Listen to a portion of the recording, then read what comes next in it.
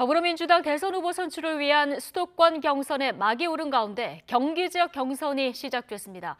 이재명 지사가 자신의 정치적 안방에서 본선 직행의 승기를 잡을지 아니면 이낙연 전 대표가 대장동 의혹을 고리로 연장전으로 끌고 갈지가 관건입니다. 현장에 나가 있는 취재기자 연결해보겠습니다. 차정윤 기자.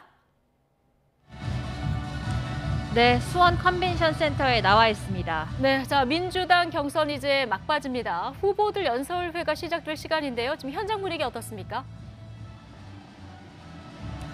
네, 민주당 대선 경선의 운명을 가를 수도권 대전의 첫날인 오늘 경기 지역 합동 연설회가 조금 전 오후 4시부터 시작이 됐습니다. 코로나19 방역 지침으로 이곳 행사장 안에는 민주당 관계자들과 취재진들만 입장을 할 수가 있는데요. 하지만 연설의 시간이 가까워질수록 행사장 밖은 지지자들의 응원전 열기로 뜨겁게 달아오르는 모습을 보였습니다.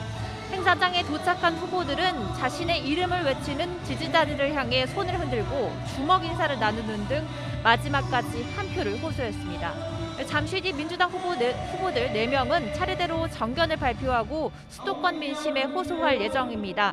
이번 경기 지역의 선거인단 규모 대의원과 권리당원을 합쳐 모두 16만 4천여 명입니다. 지역 선거인단 중에서는 가장 큰 규모입니다. 오후 5시부터 1시간 동안 개표가 이루어지고 6시가 되면 집계된 투표 결과가 발표됩니다. 이재명 지사가 자신의 안방인 경기 지역에서 과반 독주를 이어갈지 아니면 이낙연 전 대표가 대장동 의혹을 고리로 역전의 발판을 마련할지가 관심입니다. 네, 이번 경기 지역이 10번째 순회 경선입니다. 현재까지 누적 득표율도 한번 짚어볼까요? 네, 민주당 경선에는 현재까지 유권자 154만 명 가운데 102만 명이 참여했습니다. 누적 집계에서 이재명 지사가 54.9%를 얻어 1위를 달리고 있습니다.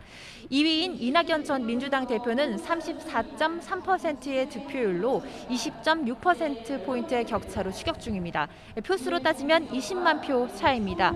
이 지사는 추석 연휴 직후 이낙연 전 대표의 고향에서 치러진 광주 전남 경선만 제외하고 다른 경선과 1, 2차 선거인단 투표에서 모두 승리했죠. 3위인 추미애 전 장관도 9%의 득표율로 막판 추격세가 매서운 상황입니다.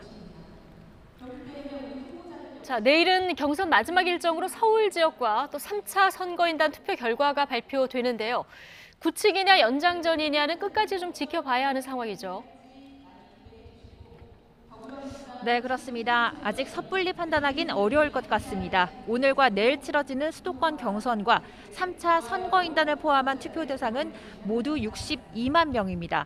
여기서 선두를 달리는 이재명 지사가 후보직을 확정하기까지 필요한 숫자, 즉 매직 넘버는 17만인데요. 이 지사가 오늘과 내일 17만 표 이상을 얻는다면 누적 과반 득표를 유지하면서 결선 투표 없이 본선으로 직행하게 됩니다. 변수는 역대 최고치를 찍은 3차 선거인단의 온라인 투표율입니다. 74.7%를 기록했는데 4명 중 3명이 투표한 셈이죠. 앞서 2차 선거인단 투표율을 크게 웃돌고 1차 선거인단 투표율보다도 높은 수치입니다.